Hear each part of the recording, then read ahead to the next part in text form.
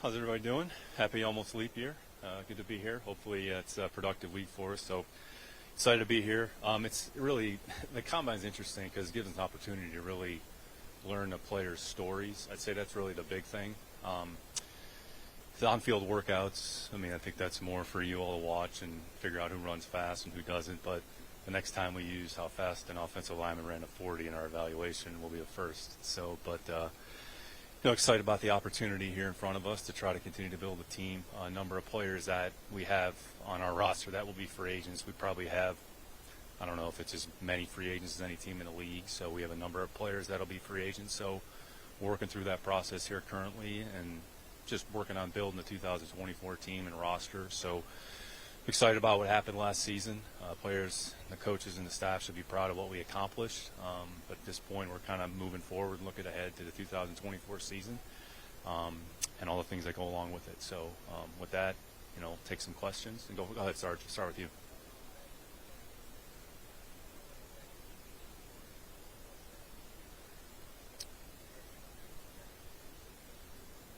Yeah, I think the big thing with just this whole spring is just try to improve the team, build a team, improve the team.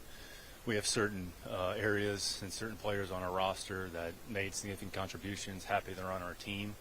But the big thing D'Amico and I have talked about on a consistent basis is just trying to build as deep and consistent a roster, top to bottom. There's going to be certain players whose roles are bigger than others, but the roles that some players have are certainly going to be significant. So we're just trying to optimize our opportunities, try to take advantage of our opportunities to add players to our team. The free agency it's a process. Nothing's going to happen overnight. I'd say we've had constructive conversations with a number of agents. Start with our players. We'll have an opportunity to visit with some of the agents of other players that may want to be Houston Texans. Whether or not there's a mutual interest or not, we'll find that out here as we go. But I think it's just finding the right people with the right mindset and the right mentality to fit the program that we're trying to build.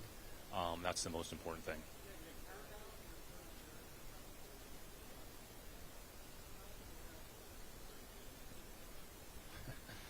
Yeah, I haven't been able to keep track of all the moves, but anytime that you give up an asset, you're getting assets in return, and what you do with those assets is all about the decisions that you make.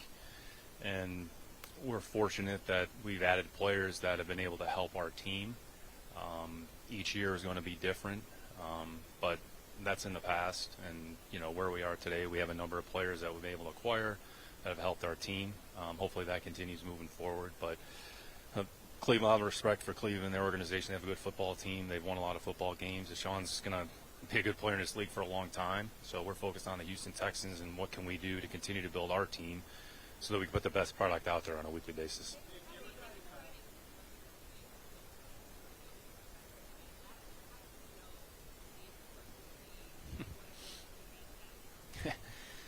You never really know. When you go back and kind of look at last year, there was a lot of new people, coaching staff, new players, but we felt comfortable with D'Amico did a great job. We did a great job putting the staff together, offensively, specifically starting with Bobby, coaches like Bill Lazor, Shane Day, Gerard Johnson. And when we put the staff together in February, we didn't know what our team was going to look like, who the quarterback was going to be. We knew that we were going to evaluate a number of players during the course of the spring.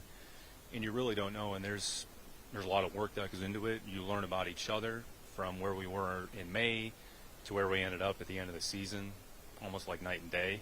And there's things that we learned this year that hopefully can utilize. There's some areas that we hopefully can improve, and some of the things that we didn't do as well. I think the one thing we're excited about is we're able to continue with some degree of continuity relative to seasons past. So even with our coaching staff specifically, we had a number of coaches interview for other jobs. Some of them made a decision to stay and be a part of our program, which is a credit to them. It's really a credit to D'Amico, and it's a credit to the players. So anytime you have continuity from one year to the next, it's important because at least it gives you sort of a foundation in place. Now, the team's going to be different. The opponents are going to be different. So there's going to be a lot of things that are different. But to be able to keep a number of things at least similar or the same, hopefully be beneficial to us. Go ahead.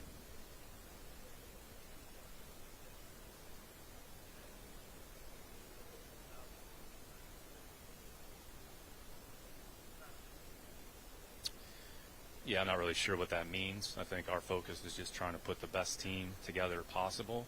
And sure,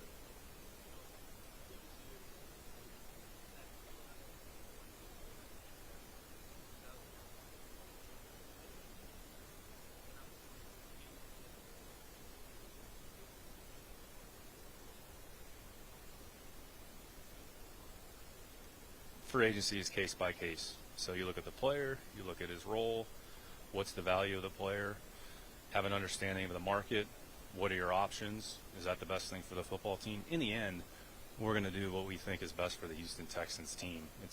D'Amico has said this countless times. I've expressed this countless times. It's not about one person. It's not about one player. Every year is different. We're not really believers in windows, not really sure what that means. So it's about the 2024 season, trying to put the best team together. What are our options?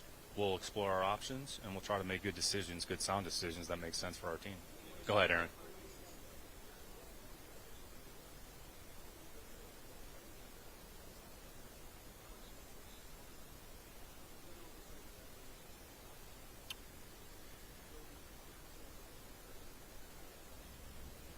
Yeah, every year is important. Every year is different. And there's going to be challenges that we face this season, maybe that we haven't faced in the past. You know, we're going to play a lot of good teams this year. And even if you look at our season, there were, 8 or 9 one-score games. So a number of games could have gone either way. So it starts with the people. So do you have the right people with the right mindset, with the right mentality? They obviously have to have a certain level of skill to be able to go out there and perform their jobs at a competitive level. So the team building process, it's not one period of time. Free agencies, the draft's the draft. There's a number of players that we added at the beginning of the season, during the course of the season, that helped our team. So I think just maintaining as much optionality, being adaptable, being flexible. Your circumstances may change. You may be forced to make a decision about a position or about a player. So the big thing that we emphasize is just good, sound, consistent decision making, and let the process play itself out, and we'll have a better understanding of what our team looks like probably once we get to training camp. Go ahead, Chris.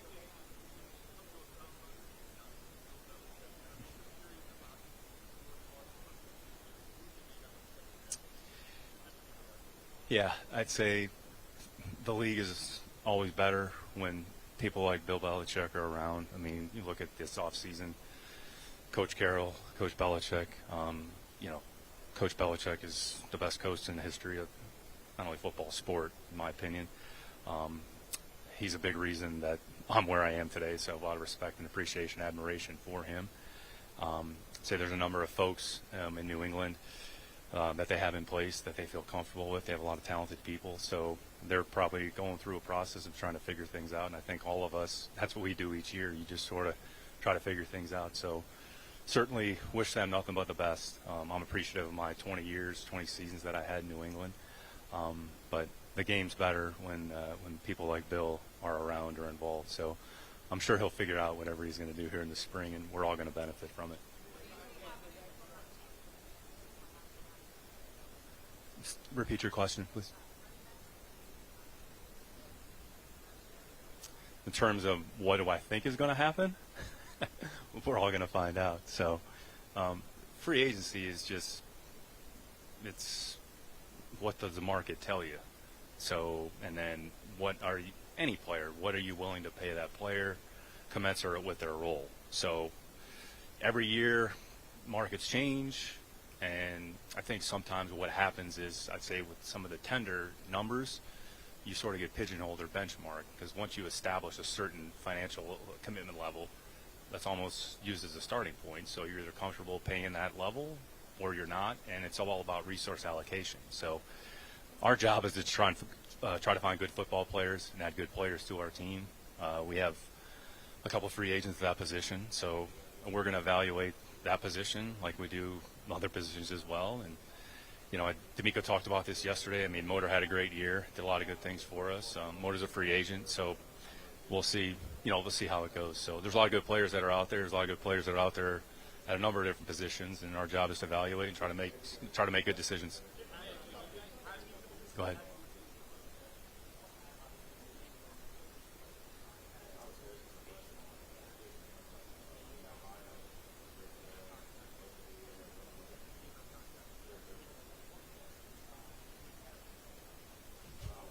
We'll see. We'll start. Go ahead, and then we'll go here.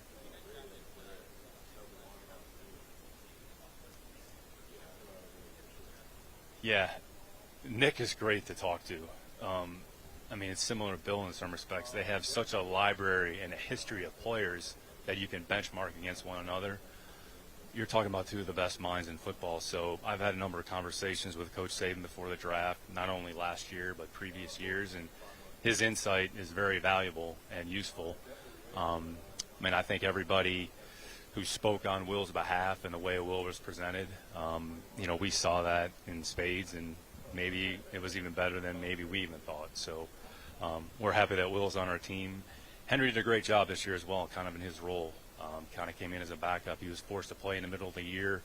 I'm going to say weeks 4, 5, 6, where we had some players that were injured, and he went out there and had some productive plays. So excited about those two players and their growth, and really from year 1 to year 2, and try to improve on some of the things that they did last year over here.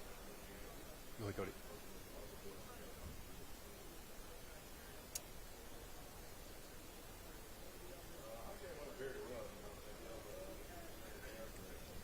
Yeah, it's a part of it. It has to be a part of your calculus, and it's really a fixed number. So anytime you assign a tag to a player, it's essentially you're committed to that value. Now, it doesn't mean you can't work out a long-term contract extension with that player, but it's sort of a fixed number.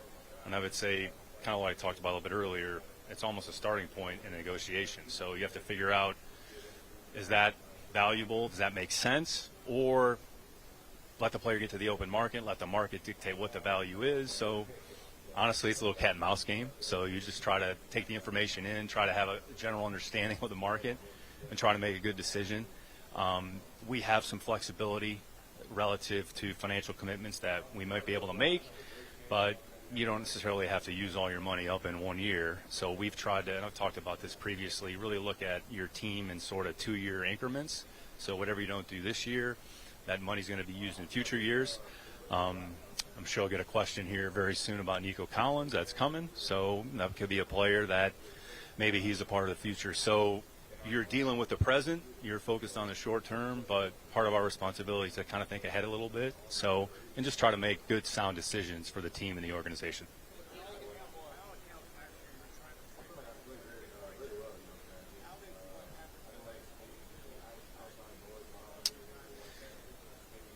Yeah, I would just caution people this time of year to pay too much attention to narratives that are out there about players or what teams are doing.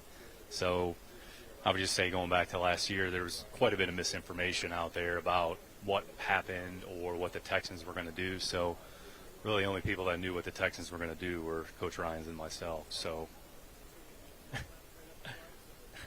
I'm saying is we made the decisions that we feel are best for the Texans, and I'd say I'd be careful just to read into too many narratives about what a team is or is not going to do. This is, and I've said this is silly season, unfortunately. It makes for a lot of fun, makes for a lot of dialogue. Sometimes it's true, sometimes it's not. So we just try to focus on ourselves and try to make the right decisions for our team.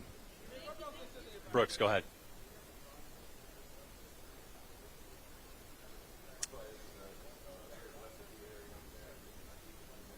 Yeah, it's interesting. So it doesn't necessarily change how we're going to approach this offseason.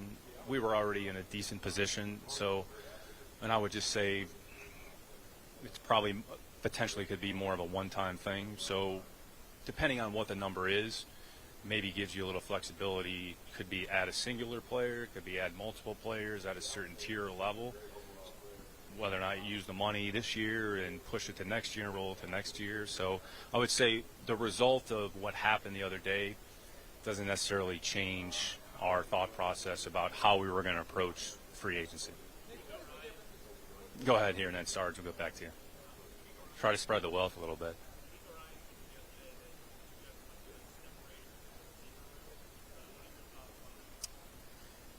Yeah, I mean, the receiver kind of has two jobs: get open and catch the ball. So, and when you talk about separation, typically where that manifests itself the most is on third down, because typically there's a lot more man coverage played on third down. The coverage is going to be a little bit tighter. Some can win with quickness, some can win with their size, some can win with their speed. So I think it depends on the player and his skill set. how Tank Dell gets open and run routes. I mean, it's very unique. How Nico runs routes and gets open is very unique to him. So how you're going to use that player, how you're going to deploy that player, do you need a formation a certain way? Can you only align them in one spot? So you just have to look at the player. But in the end, the job of a receiver is to get open and catch the ball however they do it. So however they create that space and separation is going to be unique to whatever skill set they provide to your team.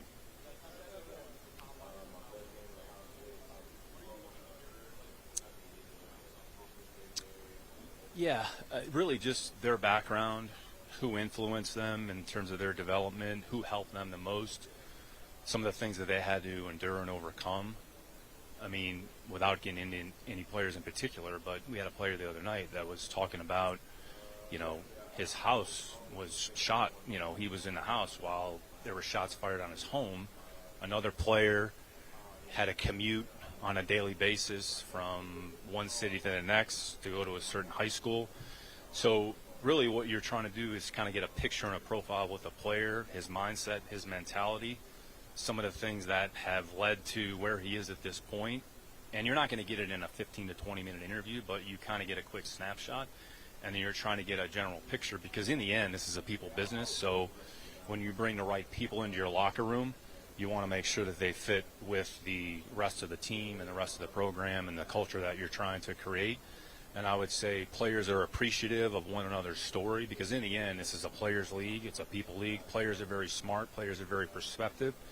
And they know if a player is sincere, if he's authentic, if he's full of crap. So part of our job is to kind of sift through the noise and then try to create as accurate a profile as we can about what we think we're bringing into the building. And then once we have that identified, then a lot of these guys are starting from scratch. So if you find their baseline of understanding of football, what they were taught, what they were coached, they're kind of going back to square one. So there's 32 teams. Everybody has a different system. Everybody has a different coaching style. So we're trying to just understand the person, sort of what makes them tick, and then how that will fit with the rest of the players that we have on our team.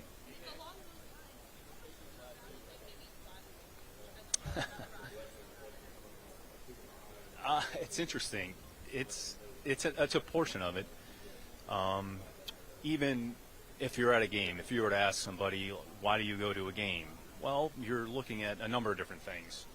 Maybe it's their habit or their routine pregame, how focused they are. They come off the field after a bad play. How do they react? How do they respond? What do they do on the sideline? So any little detail or tell that you can get, but you also have to be careful about jumping to conclusions too quickly because you don't want to make just a snap judgment in a short period of time because maybe he was slouched in his chair or maybe, you don't know what he'd been dealing with over the course of the day. But you can get some interesting things in how they approach it and just how intense or how focused they are. So we look at everything. So there's no question about it. Phil, go ahead. Good to see you.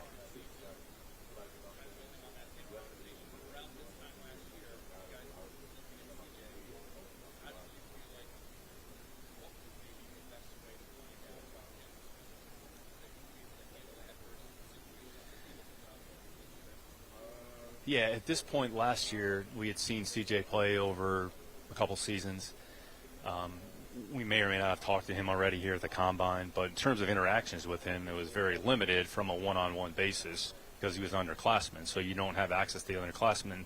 This is the first year, Jim Nagy changed this at the Senior Bowl where they allowed more juniors to attend, and Jim's done a great job with the Senior Bowl, there's no question about it. It's another opportunity because the underclassmen are typically the people you have to find out the most about. So essentially, at this point, we're relying on our information from the school that we've gathered from the scouts and then just from observing the player play.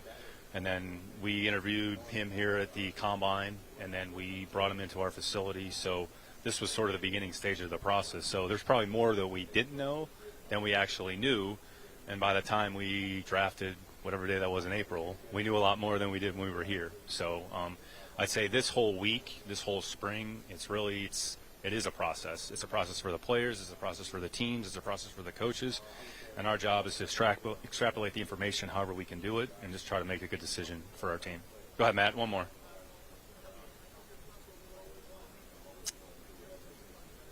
Yeah, have a lot of respect for Elliott.